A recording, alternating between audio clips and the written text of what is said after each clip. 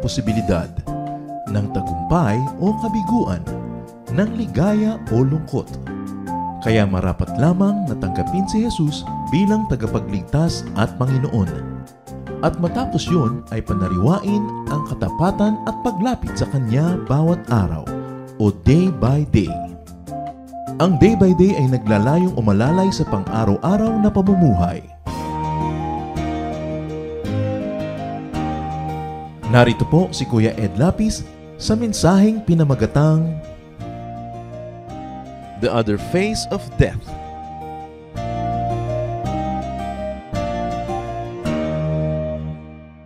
Indeed, the grace of God is amazing, but what is so amazing about it and what is so gracious about the grace of God? Kung ang kabutihan at kabaitan ng Diyos ay hindi kayang tanggalin yung horror ng kamatayan, yung fear, yung ugliness, edi hindi siya talaga gracious.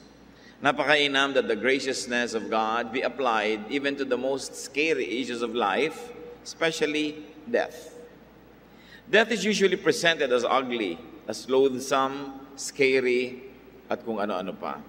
Ang ating pag-aaral ngayon, the other face of death.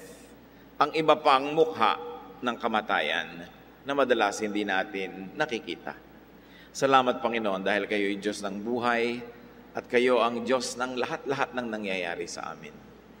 Patuloy kaming nagpapasakop sa inyo, patawarin niyo po kami sa mga kasalanan namin, linisin niyo po kami. At nang sa ganon, walang maging hadlang para kami makausap niyo heart to heart.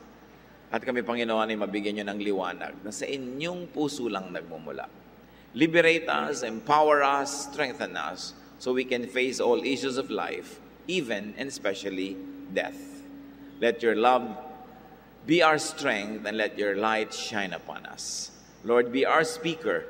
Give us a very simple presentation of your complex and very important words. Teach us, Lord, to apply this in our daily life so that you may be real in everything we do, in everything we aspire for.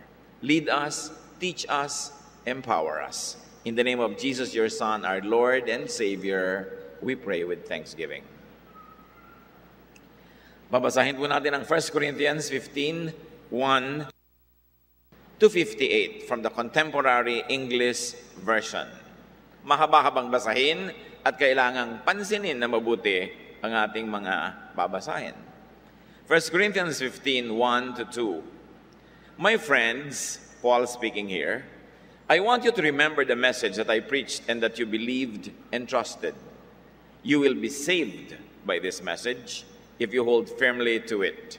But if you don't, your faith was all for nothing. Binubuksan ni Paul ang isang napakahalagang topic at ito ay ang ating pag-uusapang ngayon. At sabi niya, nais kong pansinin ninyo, tandaan ninyo yung mensaheng nadinig nyo na sa akin at inyo naman pinaniwalaan. Kayo'y ililigtas at patuloy na ililigtas ng mensaheng ito kung hindi kayo mag-aalinlangan. Kaya kailangang unawaing mabuti. The message was and is everything or nothing. 3 to 7, 1 Corinthians 15. I told you the most important part of the message exactly as it was told to me. That part is, Christ died for our sins, as the scriptures say. He was buried, and 3 days later he was raised to life, as the scriptures say. Christ appeared to Peter, then to the 12. After this, he appeared to more than 500 other followers. Most of them are still alive, but some have died. He also appeared to James and then to all the apostles. Dito, sinabi ni Paul na pinakamahalagang message ito sa lahat ng nadinig nyo sa akin. Ito ang kailangang unawain nyo at laging balik-balikan at dagdagan ng pangunawa. At kung anong mensaheng nadinig ko lang naman, ipinarinig ko rin sa inyo. At sinabi niya yon. The first message, Jesus saves. Si Jesus ay nagliligtas, si Jesus ang tagapagligtas. When accepted in faith, that truth saves from death. So kung naniniwala ka kay Jesus, siya nagliligtas, nakapagliligtas, tinatanggap mo yun at inaangkin mo, ililigtas ka nun sa kamatayan. May pangalawang mensahe. Layered kasi yung messages parang sapin-sapin, nakakanin. The second message, Jesus died and then rose from the grave, lived again. Sabi niya, okay, si Jesus tagapagligtas. Pangalawang mensahe, namatay si Jesus, pero bumangong muli mula sa kamatayan. When accepted in faith, this truth saves from fear of death. Yung unang truth, saves from death. Yung pangalawang truth, na si Jesus ay namatay nga, pero bumangon naman, nililigtas naman tayo, hindi na lang sa kamatayan, kundi sa pagkatakot sa kamatayan.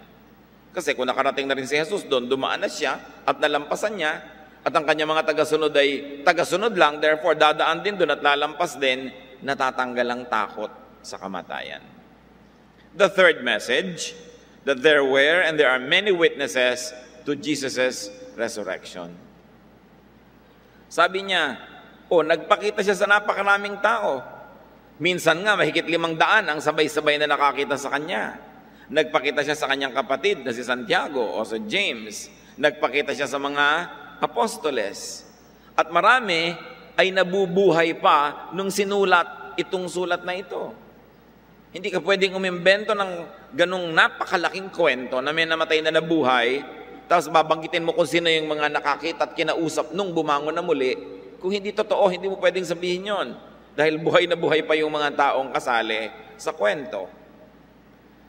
The third message was that there were and there are witnesses to that resurrection, and when accepted in faith, this proof saves from doubt. So tatlong kaligtasan. Kaligtasan mula sa kamatayan, kaligtasan mula sa takot sa kamatayan, at kaligtasan mula sa pagkaduda na nabuhay nga muli si Kristo. Kasi itong tatlong takot na ito can consume a person. You can be devastated and consumed by your fear of death, by death itself, or by your doubt in the resurrection of Jesus. Kahit alin lang sa tatlong yan, ang hayaan mong tumakot sa iyo, mawawalan ka ng sigla, lakas, pag-asa. Verse 8. Finally, He appeared to me, even though I am like someone who was born at the wrong time. Sabi niya, hindi lang sa kanila nagpakita, sa akin man. Napakarami naming witnesses. Sabi, kahit parang ipinanganak ako ng di kapanahunan, kasi kumbaga parang medyo kulelat na tong si Paul huli na nung nagpakita sa kanya, natapos na yung resurrection, wala na yung physical body ng Panginoon, doon naman nagpakita sa kanya. Kaya sabi niya, parang hindi man lang ako nasa panahon, pero sa akin man, nagpakita. Paul adds his voice and his testimony to the resurrection of the Lord. Everyone agreed on this teaching, the resurrection. Everyone. And if you read the New Testament very carefully, not everyone always agreed on everything. May mga disagreement yung si Paul at si Peter, may disagreement si Barnabas at si Paul, may disagreement si ganun at si ganun. Kasi mga bata pa sa pananalig, bagong-bago itong katuruan na ito, sinesettle pa nila at pinoproseso, marami silang disagreement noon tulad din ngayon.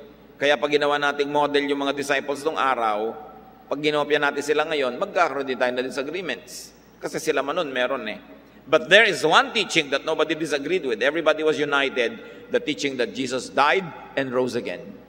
Kasi ganun katotoo, kalinaw at kapangyarihan yung nangyaring yun. Sabi ni Paul, kahit sa ibang bagay, hindi kami nagkakasundo, dito, iisa ang tinig namin. Totoo, si Jesus ay namatay at nabuhay na muli. Nadinig nyo yan sa ibang disciples at naririnig nyo ngayon sa akin. Verse 11, but it doesn't matter if I preach or if they preached. All of you believe the message just the same. Hindi na daw mahalaga kung sino nagturo, ang mahalaga ko nung itinuro na si Jesus ay nabuhay mula sa kamatayan at yan naman ay inyong pinaniwalaan ding lahat. Ako o sila, sabi ni Paul, ito ang ipinangangaral namin at ito ang pinaniwalaan nyo. So Paul says that it doesn't matter who preached the resurrected Christ. What matters was that his readers believed. Verses 12 to 15. If we preach that Christ was raised from death, how can some of you say that the dead will not be raised to life? Obviously, meron ditong issue. Nagkakagulo sa church at Corinth dahil may mga tao ngayong naniniwala at nagtuturong, hindi naman tayo magkakaroon ng kabilang buhay. Pag namatay tayo, tapos na. End na ang lahat. At ito ang main reason kung bakit si Paul tinatalakay ang issue. Sabi niya, if they won't be raised to life, meaning the dead, then Christ himself wasn't raised to life. Tingnan yung Paul's argument. Sabi niya, kung hindi binuhay at hindi bubuhayin ng mga mamatay, di sabihin niya na rin si Kristo hindi nabuhay. Parang, kung hindi ako nakaupo dito o nakatayo dito, hindi rin kayo nandyan sa lugar nyo. Pero dahil nandito ako, therefore nandyan kayo. Ganun katotoo yun, sabi niya.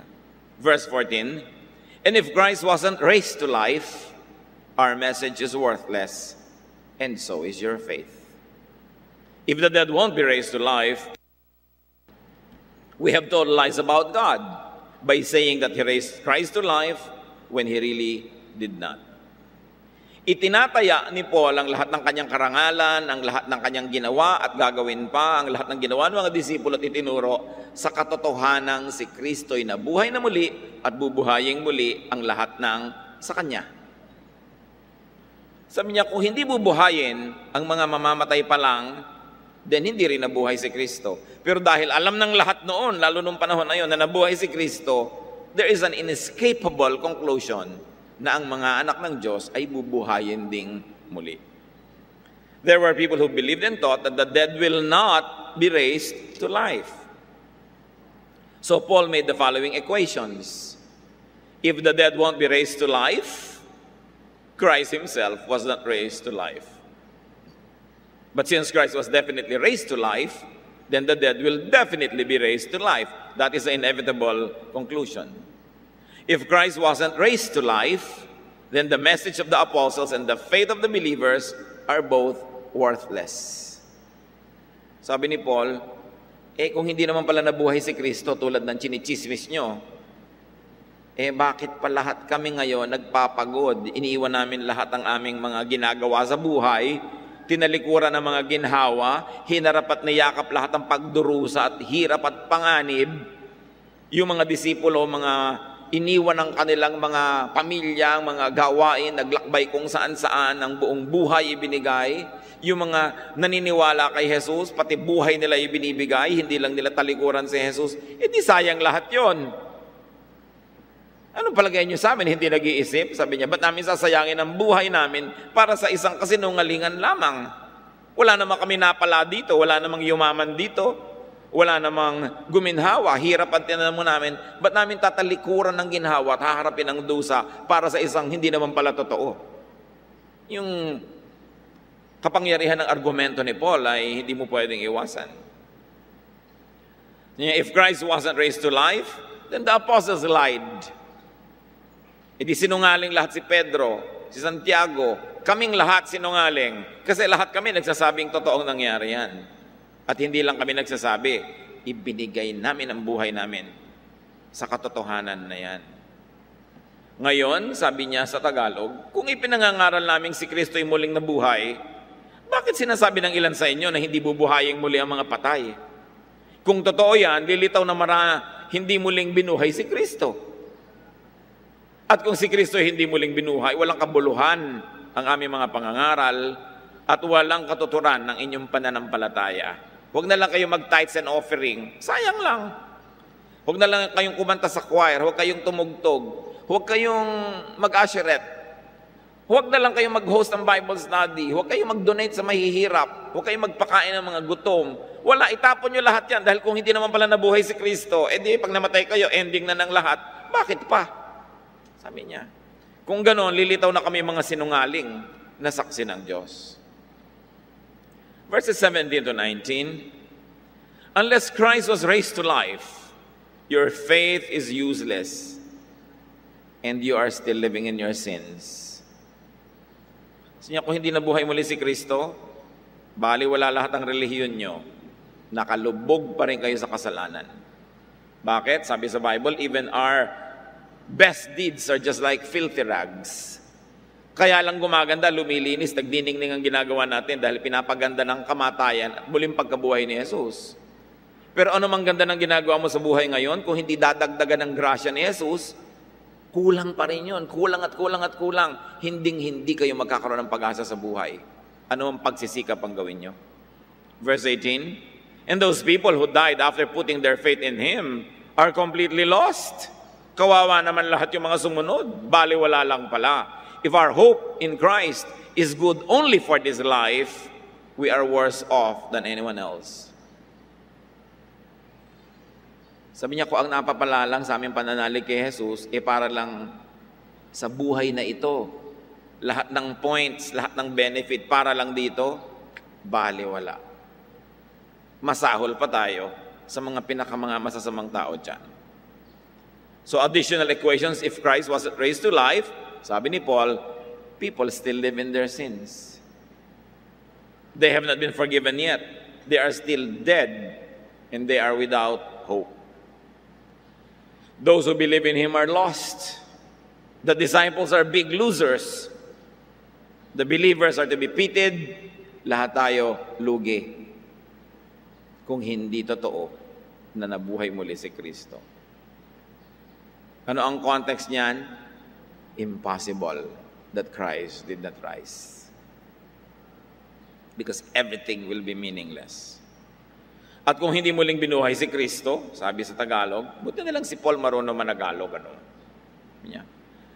Kayo'y hindi pa nalilinis sa inyong mga kasalanan at walang katuturan ang inyong pananampalataya.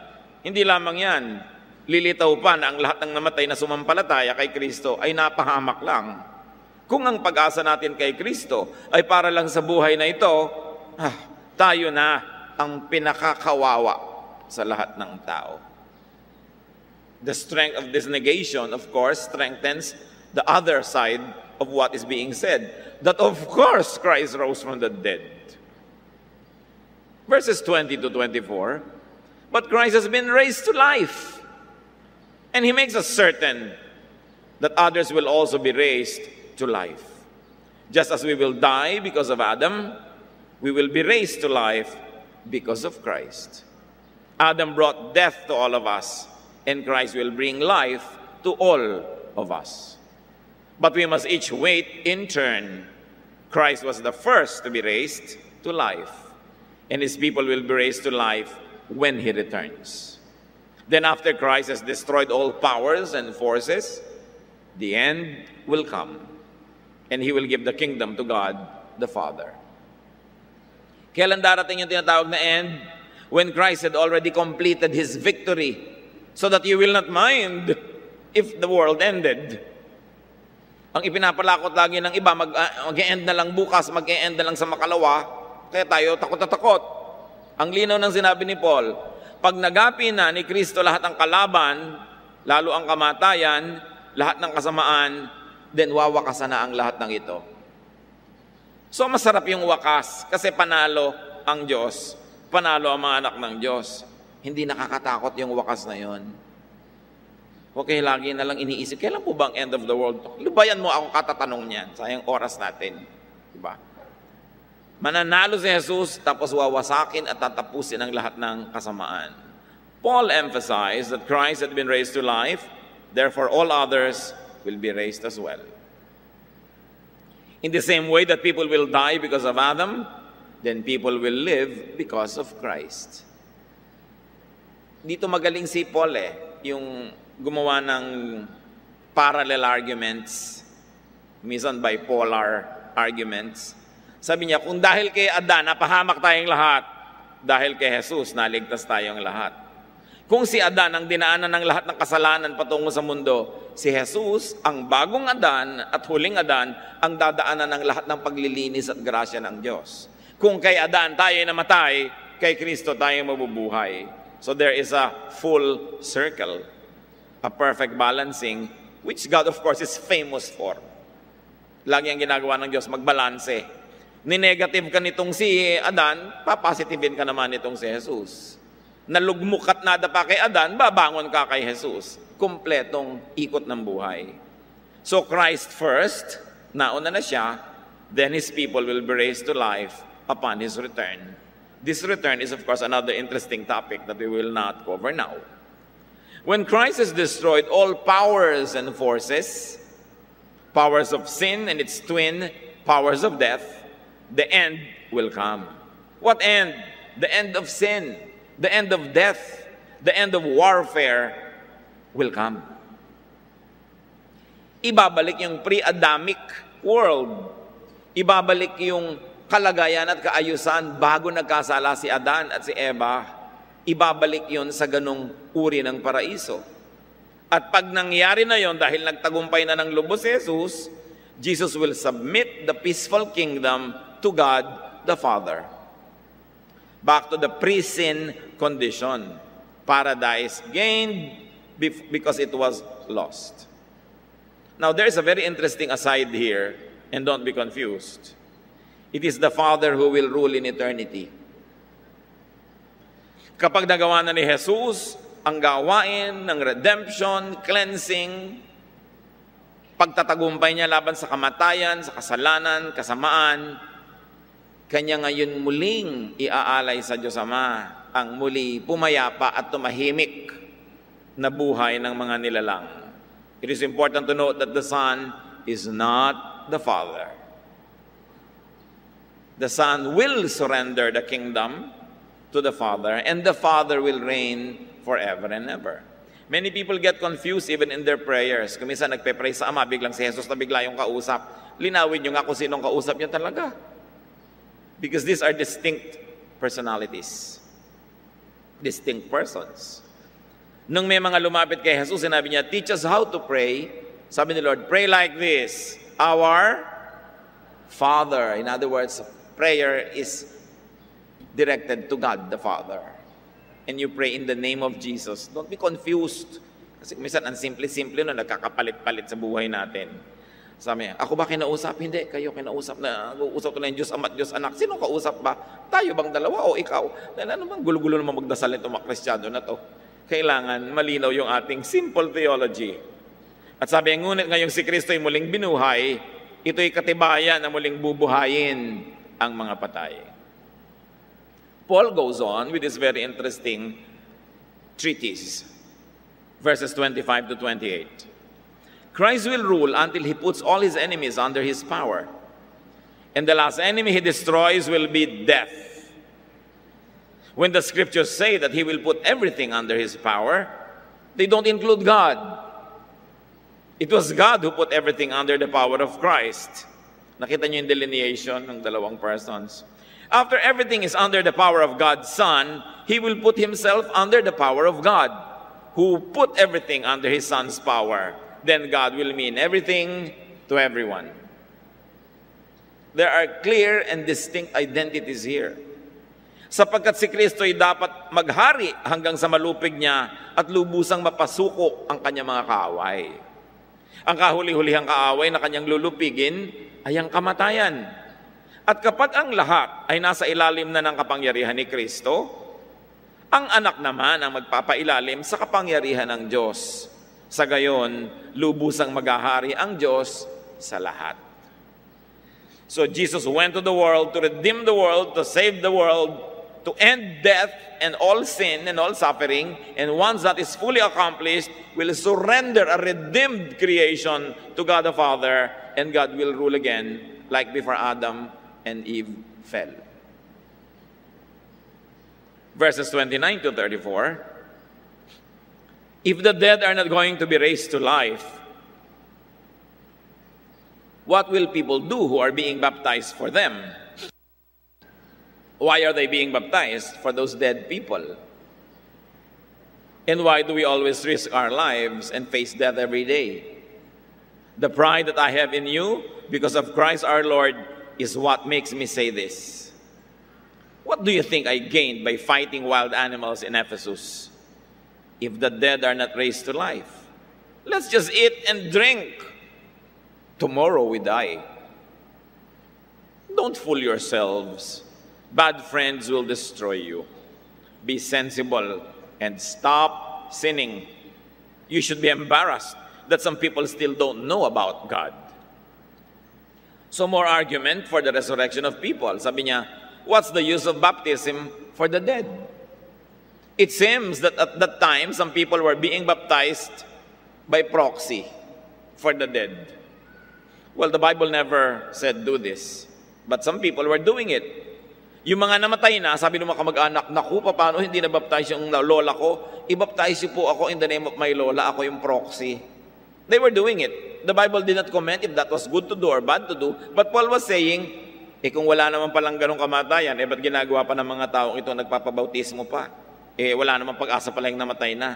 Ang ibig sabihin na naman ni Paul, talagang meron sa pagsisikap ng iba na maging retroactive yung kanilang kalinisan at kaligtasan, pati nangamatay na by proxy, pinapabautismuhan. Of course, we don't do it. Minention lang sa scripture that it was being done by some people. At sabi niya, why do the apostles risk their lives to teach Christ and the resurrection? Yan ang isa sa mga napakalaking patunay na bumangon si Jesus Yung mga dating duwag niyang mga apostles, tumapang. Nagtatagulang sila at umiiwas sa gulo, biglang lumabas at nagpakilalang kami mga alagad ni Jesus. At marami sa kanila nangamatay din ng talagang mga martir. Ba't hindi sila nagalinlangan? Ba't hindi sila nagdalawang loob? Kasi alam na alam nilang bumangon. So hindi sila natatakot mamatay dahil babangon din sila. Ang ikinakatakot nila, nakabangon nga sila dito sa lupa, pero patay naman ang espiritu nila. Patay ang kanilang pananalig, patay ang serbisyo nila sa Diyos. Sabi nila, hindi bali nang mamatay yung katawan, babangon uli yan. Pero habang nakatayo ang katawang ito, ipaglilingkod sa Diyos. Ano ang pwedeng magpalakas ng loob sa tao na pati buhay niya isuong sa gulo kung hindi talagang napatunayan niya na totoo at makapangyarihan ang kanyang sinusundan? At sabi ni Paul, kung hindi bumangon si Jesus, why don't we just enjoy life? Kainin natin lahat ang pwede nating ilagay sa ating sikmura. Inumin natin lahat ang pwede nating inumin. Magpakasaya tayo. Dahil pag namatay tayo, tapos na, wala na. So lasapin na lang lahat ngayon. Of course, ang argumento ni Paul, hindi naman kasi yun ang totoo. May buhay na walang hanggan. Kaya huwag niyong ubusin ang buhay niyo sa pagsasaya lang. Hindi kayo nabubuhay para magsaya lang, maglasing lang, magpasasa lang, magpayaman, magpasarap. Although, ang lahat ng yan, sa tamang amount, gusto rin ng Diyos para sa atin. Gusto niya tayong uminom. Kaya nga niya tayo binigyan ng esophagus, para daanan ng iinumin natin at kakainin. Gusto niya tayong kumain, gusto niya tayong sumaya. Pero hindi yun lang ang kaisa-isang dahilan kaya tayo nabubuhay. Kung baga ay bonus lang yun. May katuturan ng buhay. Kaya hindi dapat sayangin. There should be balance between earthly enjoyment and heavenly service, even sacrifice. Then Paul proceeds to admonish his readers. Sabi niya, don't deceive yourselves against the resurrection. Meron yan. Don't listen to bad friends who misguide you and tell you na walang resurrection. Be sensible and believe. Stop sinning because there is a resurrection. Haharap ka sa Diyos, mananagot ka, kaya kailangan tigil-tigilan mo ang dapat mong tigilan. Simulan mo ang dapat mong simulan, ituloy mo ang dapat mong ituloy sa buhay na ito. Pahiram ang mga sandali, babawiin din at haharap ka sa nagpahiram. Dapat lahat ng ibinigay niya sa iyo, maisoli mo ng may bunga at dumami pa. At sabi niya, be ashamed that you have not taught as many people about Christ. Alam nyo na may resurrection, ba't di nyo ipamalita? Alam nyo na may buhay na walang hanggan, paano nyo natitiis? Na may mga kaibigan kayo't mahal sa buhay na hindi nyo nasasabihan. Alam nyo na ang ginagawa ng kapatiran o iglesia, ituro ito at palaguin yung mga naturuan na, ano't hindi nyo ibinibigay ang lahat-lahat ng inyong lakas, kapangyarihan, karunungan, mga tinatangkilik at ari-arian, para itong agenda ng Diyos ay matupad. Paano nyo naaatim na may mga taong hindi nakakaalam nito? Yan ang sinabi ni Paul. It is to your shame that there are still people who don't know about this. Alam nyo na. Ano, silosolon nyo na lang?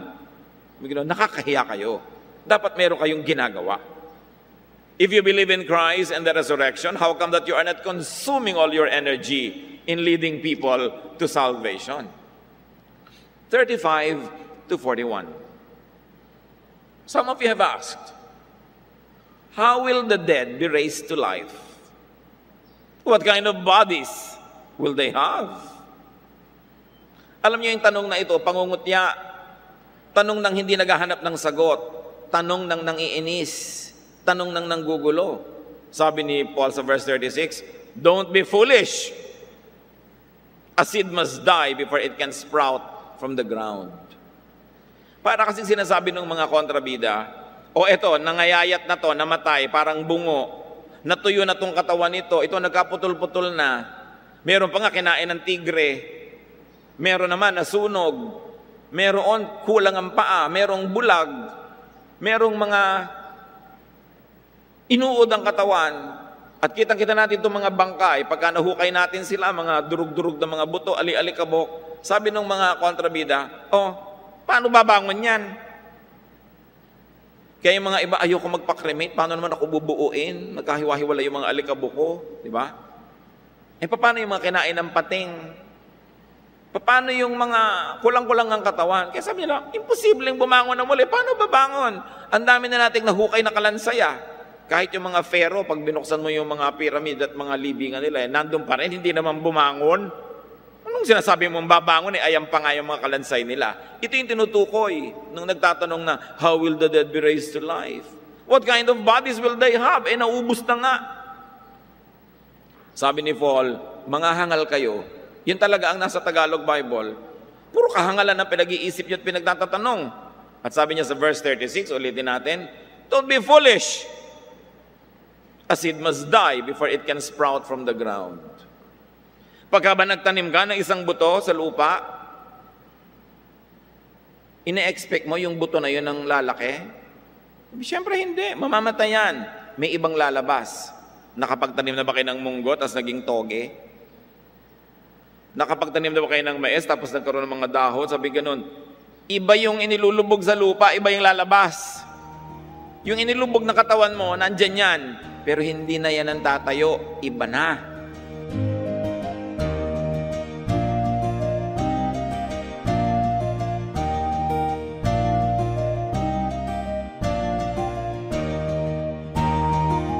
Ang inyo pong narinig ay ang unang bahagi. Ang ikalawang bahagi ay maririnig sa susunod na pagsasahimpapawid ng programang Day by Day.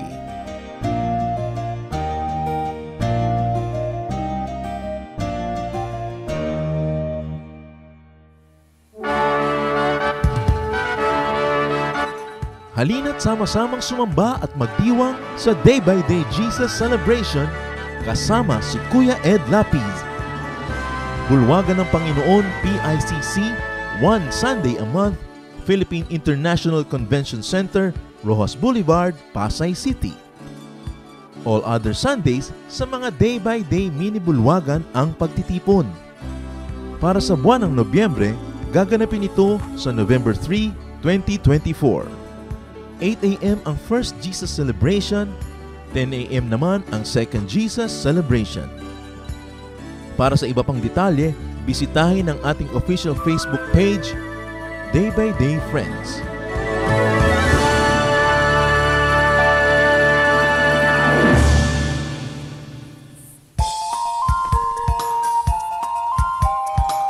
Kia ora, isang pagbati mula sa mga kapatiran dito sa Auckland, New Zealand.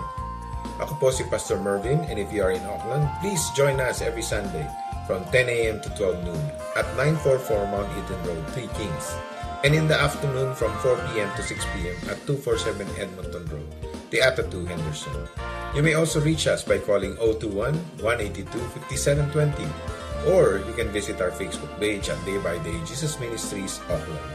Samahan niyo po kaming magpuri sa ating Panginoon sa ating bulwagan dito sa Auckland. Halina at ipagdiwang ang Panginoong Yesus. Salamat po!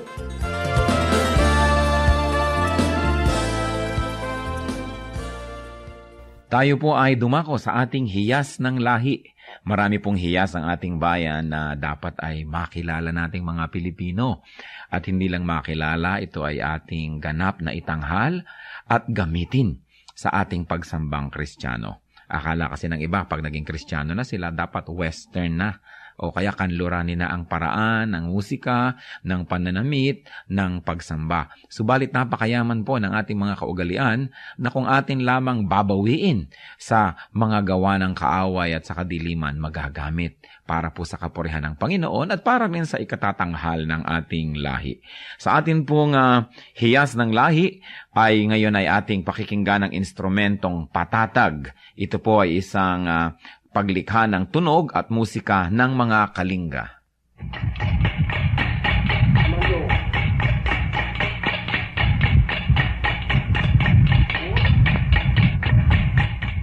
Ang patatag ay isang instrumentong panugtog ng mga kalinga sa Cordillera at ito ay yari sa isang bias ng buho na biniyak pahaba para maging 2 piraso. Ang isa o 2 kaputol ng buho ay ipinapatong ng manunugtog sa kanyang 2 hita kung siya'y nakaupo at ito'y salisihan niyang hinahataw ng patpat sa isang maindayog na ritmo habang ang kanyang kamay na walang hawak na patpat ay dadampi-dampi naman dito sa mga buhong ito.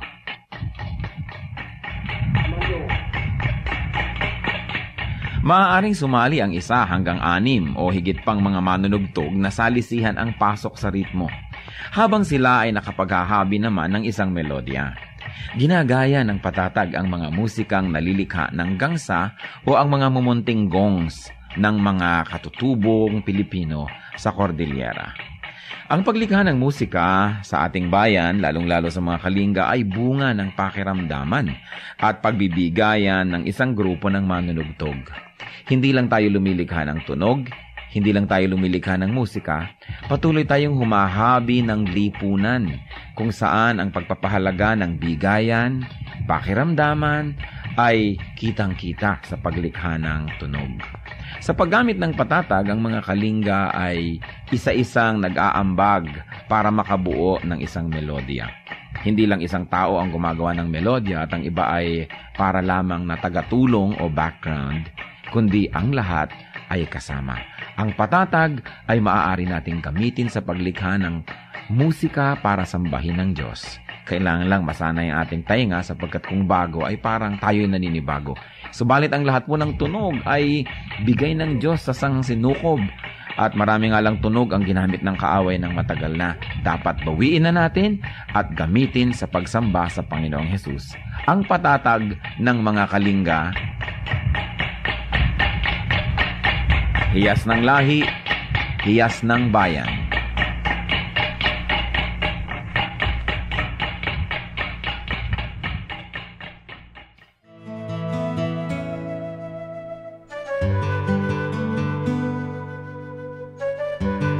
Bakit kapag may libing, naglalakad tayo papuntang sementeryo? Meron kasi tayong konsepto nga ng timelessness. So, kung bibilisan mo naman yung libing, natapos agad. Parang goodbye agad, madali. Ayaw nga natin ng madaling goodbye, gusto natin prolonged. Di lalo na kung huling paalam yan at dadalhin mo na siya sa kanyang libingan, pinapatagal mo pa. Kaya kahit ang lahat may kotse, may sasakyan, maglalakad pa yan. At kung minsan, kahit na halimbawa dumaan kayo sa highway, nakakotse lahat dahil malayo ang Memorial Park, pagpasok sa gate ng libingan, magbababa ng lahat at maglalakad kasi pinapahaba mo para huwag muna kayong magkaroon ng permanent goodbye.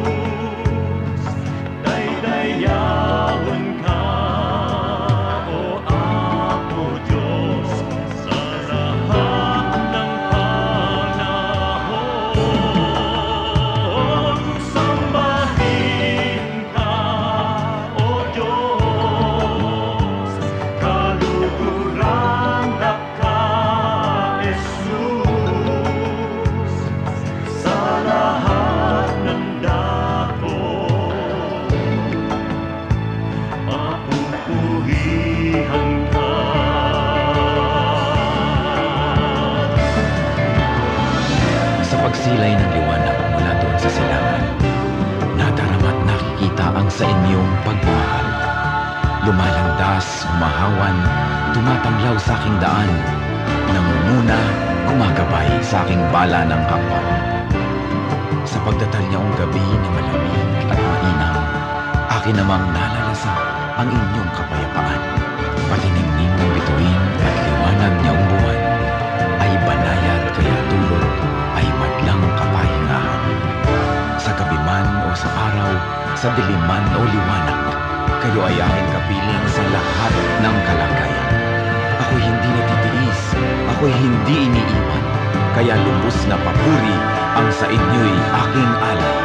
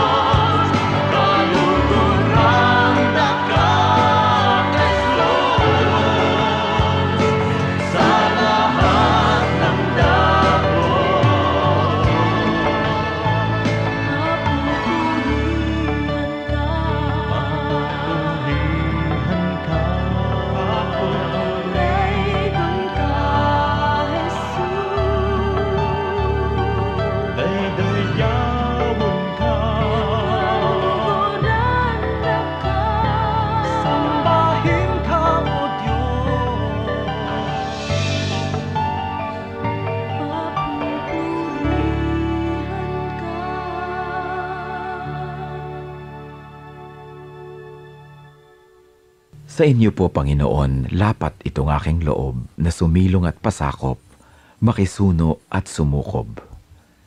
Sa tuwing kayo'y lalapitan ay lagi nang gumagabay, taus-pusong lumilingap sa bawat pusong sugatan. Kabutihan niyong matapat, bukas palad kung magbigay, kahit ang tulad kong abay, walang patagong anuman.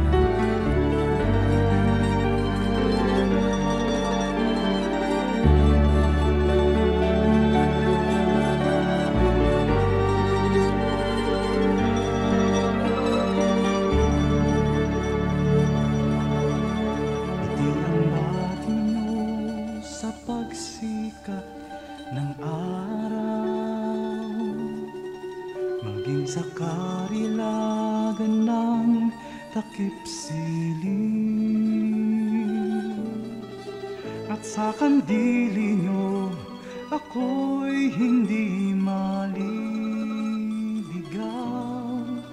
Datnan man ang unos sa lalim ng dilim. Kung sisikapin kong bilangin ang mga bituin, isa-isahin ko man bato sa buhangin. Walang makahihigit sa lawak ng iyong pagtingin, sa kalinga niyo pagmamahal sa akin. Alleluia, Alleluia, Alleluia, Alleluia.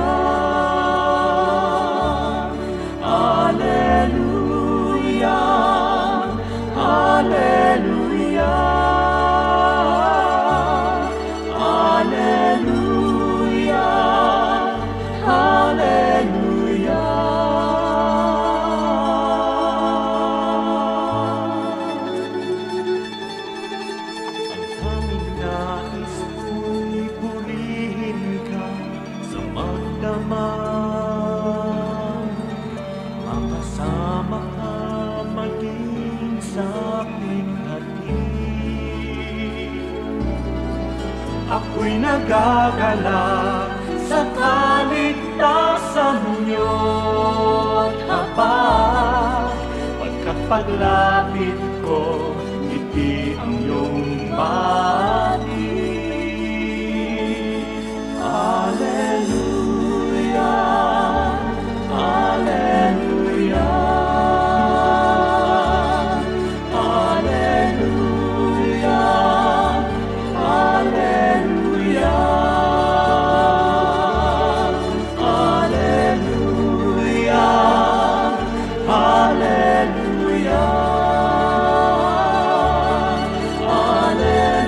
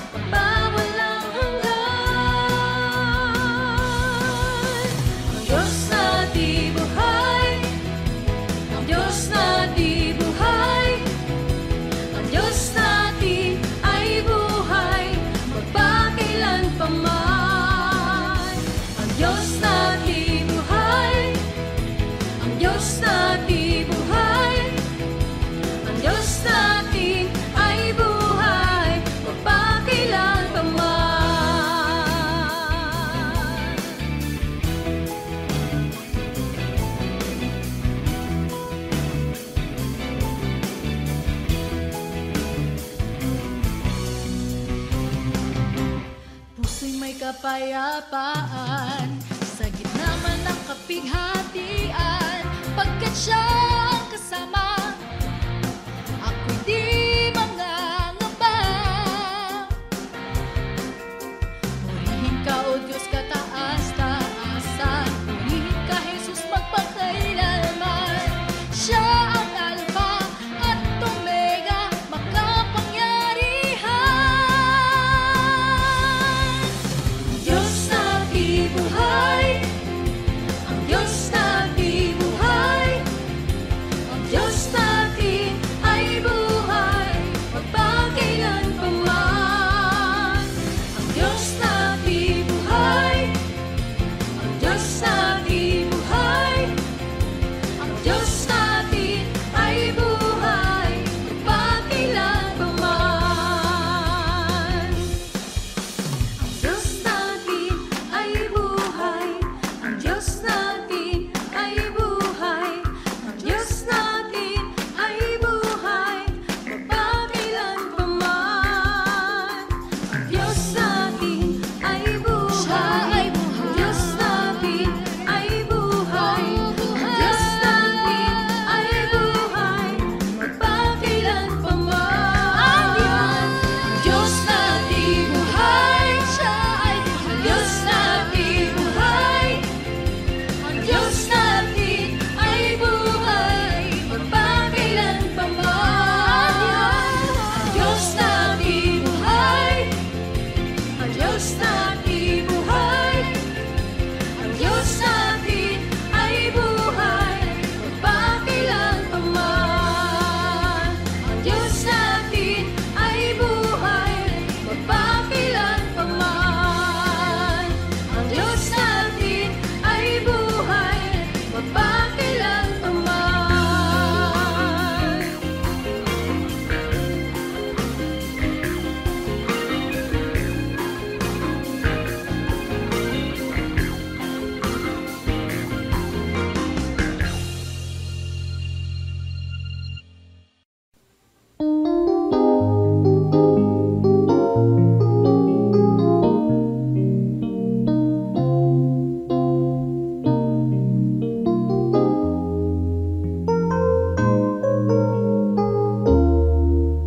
Nang ang buhay ko nooy laging nangangamba,